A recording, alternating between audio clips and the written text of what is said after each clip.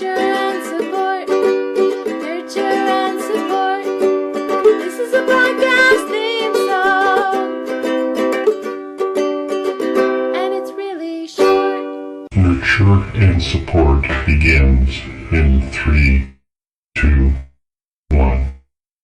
Welcome back to another episode of Nurture and Support, where we attempt to share all the awesome with all of you because we like to share. And speaking of sharing, guess who else is here? It's Kelly!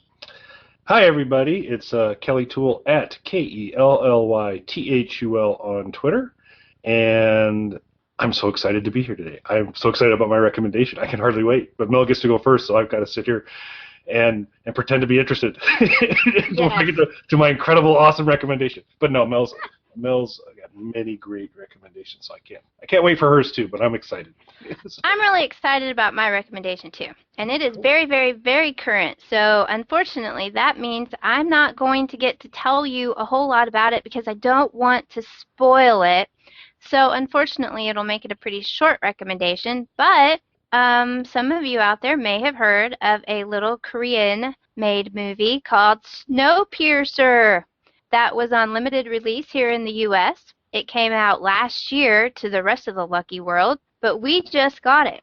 Now, good news, we'll start off with the really, really awesome great news, is by the time you hear this podcast, it will be out on video on demand. So you will be able to run to wherever you buy your videos on demand and get it and watch it immediately because I want you all to watch this movie. It is so freaking awesome. I love it. So Snowpiercer is the story of it's a post-apocalyptic dystopia. It's on a train, which is a little odd for a post-apocalyptic movie. Not a lot of trains typically in those movies. Yes, so Not that right ones. there, that right there makes it a little unique. So I am going to tell you about what leads to this post-apocalypse, what caused the apocalypse, because in the movie, they tell you this at the very beginning as the credits are still rolling at the very beginning, and it's easy to miss in the getting settled down and everything. It's easy to miss what's going on. So essentially, I don't remember the date of when this first occurred, but global warming has reached very, very bad levels, causing severe crop failures, things like that. So this smart guy comes up with this chemical, I believe it was called CW7, and he's telling everybody if we release this into the atmosphere, it will help manage temperatures and bring them down to manageable levels, and we will all be saved. So a bunch of governments get together and they talk each other into releasing this into the atmosphere. Well, it works a little too well. And this is where, if you're a sci-fi movie watcher, you know don't ever mess with Mother Earth. So instead of it just bringing temperatures down to manageable levels, it froze the entire planet. So we're in a mega ice age, and everybody died. It not only froze the planet, but it froze everybody on it. Basically, all life forms are thought to be extinct. The only people who are still alive are people who got on this crazy rich madman's train. And it is on, this is one of my only problems. I have two problems with this movie, which unfortunately I can't tell you the last one because it will give part of the movie away. But the one I can tell you, and the thought that I had when I saw the trailer for the first time of this movie is, it's been 18 years since the apocalypse. This train is on tracks that basically it travels all over the world. Remember, this is the future. And it's been 18 years since the apocalypse. No one's out there maintaining these tracks. But this train is speeding along, circling the globe. So anyway, that was one little problem I had with, surely even in some not so distant future, the tracks need to be maintained. But that was just me. My little quibble, as Kelly says, for this movie. It's got an all-star cast. Chris Evans is the main character. He is, as everybody knows, Captain America. He's the main character, Curtis. This is the story of a class struggle for the most part. If you like that kind of stuff, you like post-apocalyptic revolutions, you're going to love this movie. He is in the lowest class. What's happened on this train is they have separated people into basically class structures based on what their ticket was. So if you were an economy passenger, you got the crap end of this train. You're stuck in the back and you're living like rats in a cage. You're dirty. You're doing all the dirty work. You're barely getting fed. You have no space. You're in bunks in the last couple of cars of this train. All of the people who were in, the luxury class and all of them are up in the front of the train. And they have stratified this train based on class structure. Well, the people at the bottom, Curtis, gets tired of this, and they plan one of many, it turns out, revolutions. And that's the basis of the entire story is the tail end of the train trying to make it to what's termed the sacred engine, which is at the front of the train. They have been on this train for 18 years. There are people, of course, children who have been born on this train, and they've sort of turned the engine into a sacred engine. They've sort of made their own little religion based on the maintenance of this train. What is the engine powered by? I believe no, I don't think it's a spoiler. They gloss over that at the very beginning. I want to say it's supposed to be. It's not perpetual motion. I don't know. They do tell you, but they just gloss over it. So I'm sorry, I'm not going to be able to give you very much scientific fact there. But it is a big engine. It still requires maintenance. They, of course, don't have any parts for things, so they're having to change the way that things are done. But you've got Chris Evans. You've got John Hurt, who, if you're a Doctor Who fan, you saw recently as the War Doctor, which I absolutely love that episode. I love John Hurt. He is awesome. Tilda Swinton plays an incredibly quirky character. She is the mayor of this train. And it's kind of her job to try to put down this little uprising. And she metes out the punishment for people who are disobeying the rules and things like that. She's very into the maintenance of the train. She plays just this really strange, buck-toothed, crazy character. This movie's been described as kind of Hunger Games on a train. But for me, if any of you have read Wool, the series by Hugh Howey, it more closely resembles to me the silo structures in that book. It's kind of the same thing, only it's the end of the world and the last of humanity is in a silo. And you know how many stories tall a missile silo is. So their structures, everybody stays in their own area. The engineers are in one area, the farmers are in one area, things like that. So to me, it more resembled a mix between Wool and the Hunger Games. Tilda Swinton's character would be so in place in the Hunger Games universe as one of the rich people from the capital. She's just kind of crazy, she's loud, she's shrill, and she's just amazing. She's an amazing character. Basically, every member of the cast in this movie does an absolutely wonderful job. And it's a great little revolutionary story that it revolves around the issues of class structure and what we do to maintain the status quo. And all set in the world of a speeding train in a post-apocalyptic wasteland. So I loved this movie so much when I saw it. It's probably the best movie that I have seen in forever, as far as much as enjoying it. If you're sensitive to violence, though, not your movie. So. A little bit of that, huh? Yeah, I will tell you there's no sex in this movie because they don't have time for that. They are too busy beating the crap out of each other. There is bukus of violence. So, if you're going to go see this with somebody who maybe doesn't like all of those punching, kicking, stabbing, axe-wielding type movies, this isn't going to be the movie they're going to like. I happened to go see it with one of those types of people, and they were not very happy at the end. Yeah. But I was very happy.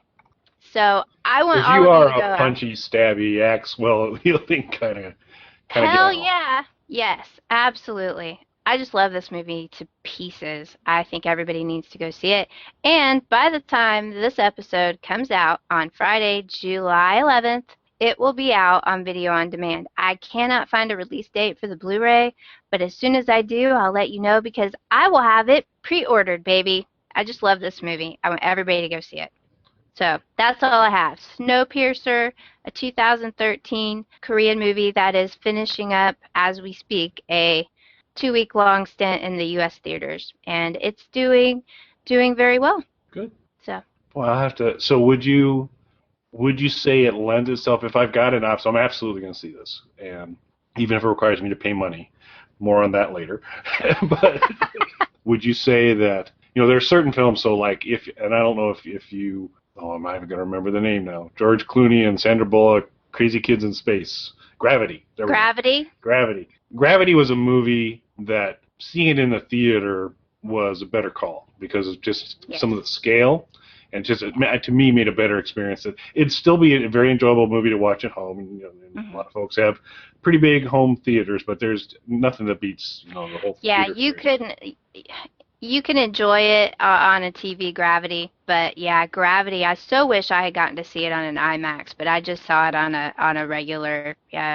We did see it in 3D, but I loved Gravity too. But it's so much of it is the beauty of the shot of the space panoramas that it really lends itself to the big screen. This one, what do you think? Not as reliant. I think you'd be fine seeing it for the first time. I don't think you're really going to lose anything from scaling it down to the TV because it's really the whole thing, since it's set on a train, is kind of claustrophobic. Now you will get scenes out windows to see the ruin that's come over the world, but the whole thing is shot inside a train. I mean, that's where the whole story takes place. So it's very claustrophobic, and all of the scenes that are especially in the tail section are very dark and very grimy, and you feel claustrophobic. So I think you'll be fine seeing them on a smaller screen. I loved seeing it on the big screen, but it's rare for me to actually go to the theaters anymore to see a lot of movies. So I enjoyed it on the big screen, but I see a lot of movies for the very first time on television. So not a big deal. I don't think you're going to regret not seeing this for the first time in the theaters, because basically you're out of time at this point, unless Kelly gets to run out before this episode airs and see it in a theater. Which may very well happen. We'll see what the schedule will permit, but you've got me very intrigued. And I had seen and I forget where I came across. It's quite the movie title, which also is a great band name in my opinion. And that's where I came across it initially. I forget. I don't know. Would have been one of the probably like IO9 or one of the sites that talked about it some. But it looks. I didn't kind of catch. Thanks for making that recommendation, because you gave me a much better picture of what it's all about, and I'm in one way or another. So definitely. I think you'll like it. It is a great action movie that has a moral to the story, and so it's very well rounded, and it's not subtle. I mean, they're straight up telling you what it's about. This isn't something you're going to have to sit there and ponder. Well, I wonder what they meant by that scene.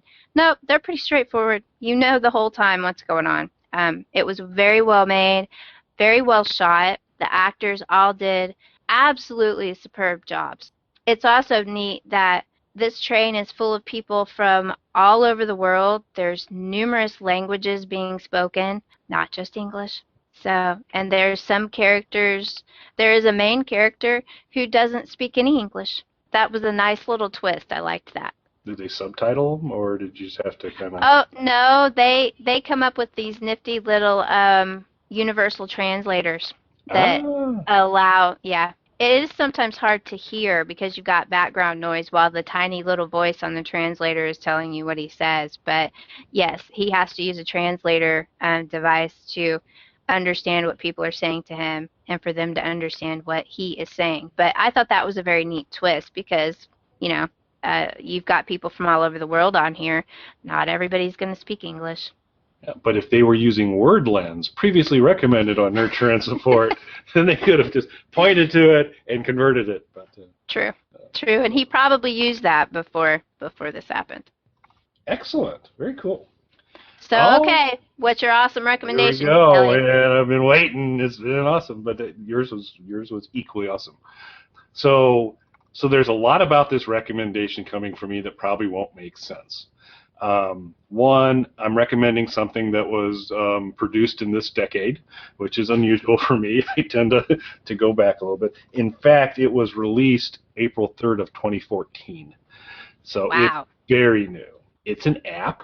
It's an app I paid for. So here's another one I paid for. And I didn't pay 99 cents. I paid $3.99 for this app. Uh-oh. I had the option to buy it on my iOS device or my Android device. And I chose to buy it on my iOS device, my Apple device. Oh, my gosh. And it's an app, it's a game, and in this game you play a princess, and I'm absolutely fine with it. So it is Princess Ida. I am absolutely cool with it at all. So the name of the game is Monument Valley. So I don't know if you've played mine. I have not played, but I have seen it highly recommended, but I really don't know much about it, so tell me more. It is fantastic. So first, credit where credit is due. My youngest daughter is a very artistic young lady and very particular about everything, basically. And she has for a while been saying, "Hey, you need to get this for the iPad. You need to get this for the iPad." And I just kind of didn't do it for a while, and then finally the other day I pulled it down and I was like, wow, why didn't you tell me to get this earlier? This is awesome. So it is a brain teaser game. It's a kind of a puzzle solving game that is just gorgeous. The game designer and artist who is, I think his name's Ken Wong, his aspiration was to make every frame in this game worthy of public display. So it's this kind of Art Deco meets Escher.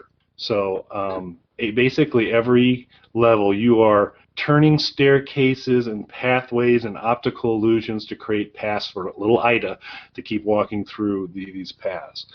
And it takes a little getting used to on the very first level. So you kind of assume, well, the first level is a no-brainer. It's when you build your confidence up and you kind of get where it's going.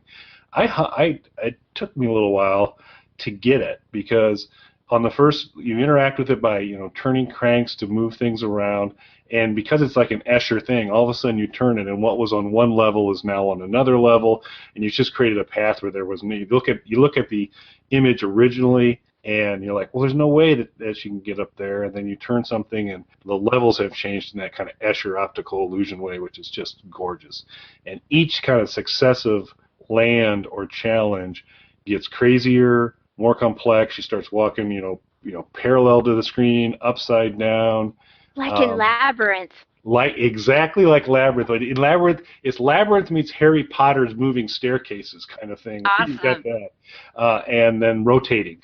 And but when I first started playing it, I figured out, oh, okay, so here's a little crank thing that I spin, and I said, oh, here's a tall tower. So I was thinking the kind of typical game mechanics thing.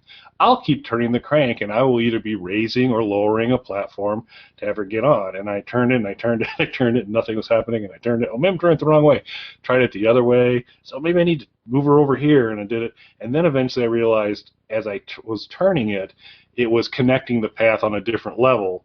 And the optical illusion would pull through, and all of a sudden what was not a path and two totally separate levels were now the same level, and she could walk across. Mm-hmm. And about every other minute in this game, it just blows your mind in terms of you do a move, and all of a sudden you're like, oh crap, I get it now, because it's not standard geometry, it's all optical illusion.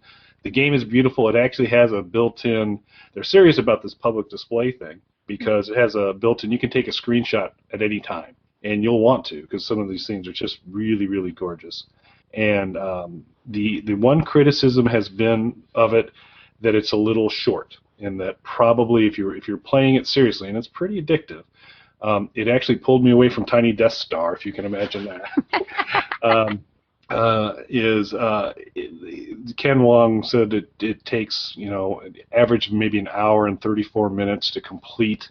If you would just sit down and drive it out, it's about an hour and 34 minutes, which is a little bit short maybe for a game, especially when you're paying $3.99 for. But you can replay these levels. They're just amazing to look at. I'm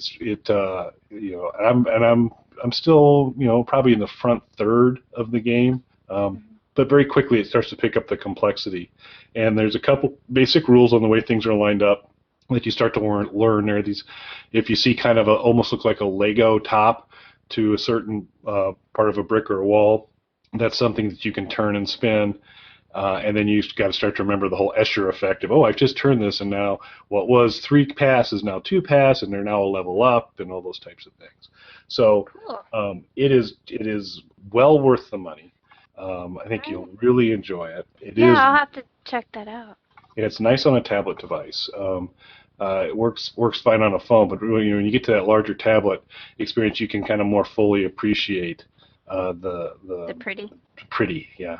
And so for the blog post, we'll throw in. They've got a nice kind of introductory video, which gives you a good sense of a couple of the levels to do, and then maybe we'll also include like a quick link to a Google search on images for Monument Valley, because a lot of people have posted stuff out. You could just see image after image of all these really cool things. So it's a really fun game.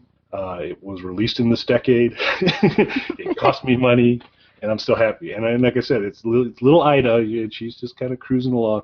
Everything's the animation on it. It's cartoon-ish. It's not photorealistic animation, but everything is incredibly smooth, clean lines everywhere, wonderful color palettes, a little bit of that Art Deco vibe going with Escher, and I just really, really enjoy it. Well, that's cool. I'm glad you brought that up, because I'd seen stuff about it where they said, it's the most beautiful game ever, but I've kind of been suckered into buying some of those that were just supposed to be pretty before, and then there's really no game play to it. So I like what you're saying. I didn't realize that's what it was, that you were manipulating the environment to get her through. So that sounds cool. I'll definitely check that out. Yeah, to me, the only criticism that I've because I think it delivers on that, and it is puzzle solving. It looks gorgeous the whole time, and you're very actively having to think of different ways to solve problems. And you'll come to some, and you're like, well, there's absolutely no way that this is going to happen. And then eventually, a twist or turn later, you're like, oh, okay. And you could do that. It was just in terms of they were very committed to the quality of this. And so they kind of said, we're not gonna pad it with levels that aren't all amazing. And what I've seen so far is it's fascinating. Even the process you go through to pick new levels is cool. So as you go, okay, I'm done with level 3, I need to go to level 4. It's all just beautiful, visual, very, very, very well done. So it's just really nice to see extremely well executed concept, and it's fun, and it does challenge you as you start to get to some of these levels where it's like, I don't think that can be done. and eventually it can. So that would be my recommendation. The only thing cooler would be if they actually got Jareth from Labyrinth. Or at least having some of those, that is the soundtrack, would be having some of the Bowie songs from the soundtrack. Yes, or have Ludo pop up somewhere. I love Labyrinth. We're going to have to talk about Labyrinth at some point. It's not Breaking Bad, but I think we could have a Labyrinth episode. I totally think we could have a Labyrinth episode. I totally adore that movie. So my childhood right there. We'll let us know what you think, folks. But I think that's a candidate, because that would be fun. But I think we might maybe we could do a Labyrinth and Army of Darkness double feature. Because then we have plenty to talk about. And then also forgot about the Blues Brothers, because we were just talking the other day about the Blues Brothers. Like, wow, that movie's incredible. Kind of tied to this, I put hours and hours in to prepare for Nurture and Support, as does Mel. And in my journeys to find new things to recommend, I will be a little more aggressive than usual in pulling down new apps to try and say, well, maybe this looks good. Maybe this would be good to try and recommend on Nurture and Support. So this past week I was doing that, and I have an unrecommendation. It's been a little while since we've had an unrecommendation, but it was so promising to begin with. So you've heard of Flappy Bird, right? No? Yes. And Yes. it's a ridiculously hard game with crude graphics that for some reason the designer, the success freaked him out, and he pulled it out of the shop for a while, and now it came back and all that, and whether that was a stunt or not, who knows, but just all kind of a strange thing. So of course, there's a lot of, you get the great creative minds like Ken Wong doing Monument Valley, then you get a lot of the hacks that say, oh, Flappy something, I'm going to create something and knock off and get it out right away.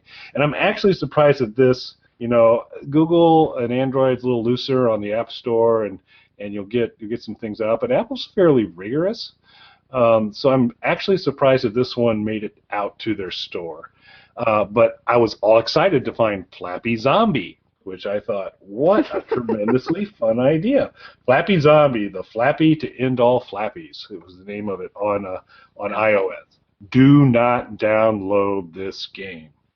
It is a series of rapid-fire pop-up ads.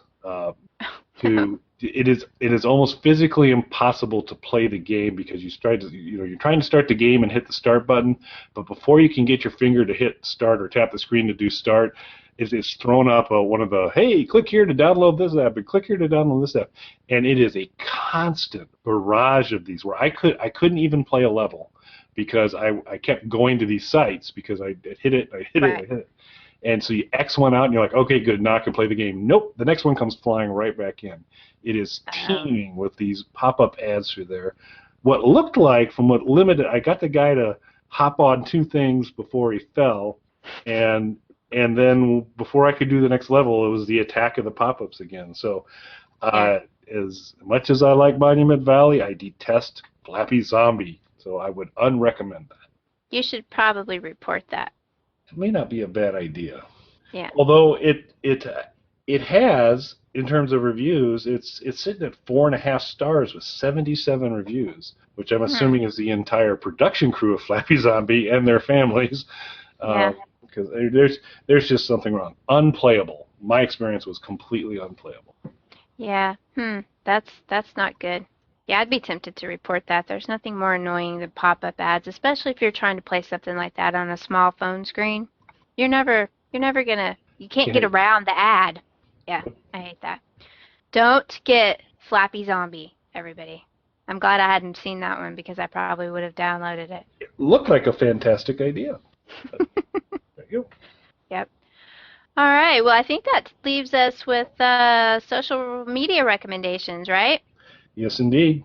Okay. My social media recommendation this week is from Twitter, and his name is Scott Weinberg, and his Twitter handle is at Scott E. Weinberg, and that's WEINBERG. He is an online film critic for over 10 years for FearNet. He also writes for a couple of other websites. But he is my recommendation today because he is a fellow Snowpiercer lover. He has really been pushing for a long time now for people to go see Snowpiercer and trying to tell them how awesome it is. And he's very funny. He's quite clever. He occasionally sidetracks into some political stuff, but the rest of his content is well worth the follow. So I suggest you follow him. And another thing is that his avatar is the glowing green egg from Aliens. So I'm a big Alien fan. So that's what first caught my eye. Follow Scott at Scott E. Weinberg. Very good. We'll definitely do that. One of these days we're going to get our Twitter account following all these people we recommend, and it'll be easy for people to probably add them to a list and do all that. Yes, but, I swear we will do that when things settle down a little bit. Things are crazy right now. That's right. We'll be so on it soon. Just wait. It'll be amazing. Soon. One of these days. Probably should check our email too. It's been a little while. Yeah, if you've sent us an email and we haven't gotten back to you, I'm very sorry. We will get to that. We're on it. We will. Yeah, we are totally on it.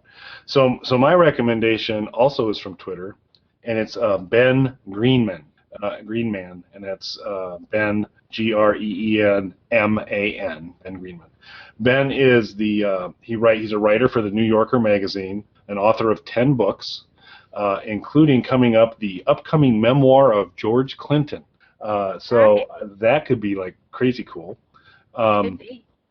He is also very funny. I know you're not a big sports fan, Mel, and this actually works out. This is, Mel and I we try and get several shows done and available so that we can kind of, in case things come up, we're in a good place. We're recording this a little closer to release, which lets us kind of provide contemporary references, almost like we planned it. But the World Cup's going on as we record this, and today Germany played Brazil. Brazil's the host city, and Brazil did not do well against Germany. They lost 7-1, which in soccer, to my understanding, is like a really bad trashing from those types of things. And Ben tweeted out, well, if you round down to the nearest 100, the match was 0-0. So these are the kind of observations. And that was the second funniest tweet I saw on it. The funniest tweet I saw on it is, the very large, and I can't remember the name of the sculpture, but it's Jesus, and his arms are extended out horizontally, a big, huge statue of Jesus, and in Brazil. And someone tweeted that picture out and says, "We're losing by this much," which I thought was hilarious too. But Ben's very, very funny. On occasion, he has a political point of view, and you will get that in some of his tweets. You might not be shocked as a writer for the New Yorker. He tends a little towards the left on some things, and you'll get smatterings of that here and there. It's not really. He's not a political hack. He will express opinions on things, but not like some do on there. But he became near and dear to my heart a long time ago because he used to run the New Yorker's companion social media site that would run a weekly Twitter contest where they would have people submit tweets, and they would pick a winner each week and publish it. And I managed to win about 3 or 4 of those. And so. Wow. In fact, Harbor Day, the holiday where we celebrate all of our pent-up frustrations with people and we kind of let them all out on Harbor Day, was come up with a new holiday online thing, and Ben selected Harbor Day from there and wrote a nice article on it. And I actually picked the date for Harbor Day, which is December 1st, because I had just said it fell somewhere between Thanksgiving and Christmas, and so he said, it's December 1st. So that helped me like him in terms of that. Yes. But their whole staff picks stuff out. But he's funny. He's a good follow. Pretty steady. Pretty good activity. I think you would enjoy him. Yeah, I will check him out. You've told me that Harbor Day story before, and I didn't remember that he was the one that ran that. So cool. I will follow him because I'm pretty sure I did not follow him then.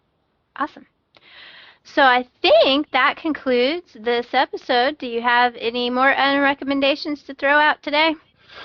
Oh, I probably do deep in my soul, but I'll save them for another show. All right. Well, thank you, everyone, for listening. This is Kelly and Mel finishing up another episode of Nurture and Support. We'll be back next week, and we're going to turn it over to Matt to tell you how to contact us to tell me how much you love Snowpiercer. Because you all better go watch it. And Matt and tells play Monument Valley. Yep, and play Monument Valley, and Matt will be telling us for free. That's right. Bye, everybody. You can contact us on our website, nurtureandsupport.net, or email us at nurtandsupp@gmail.com. That's NURTANDSUPP@gmail.com. Or tweet us at nurtandsupp on Twitter. Nurturing and supporting Giant.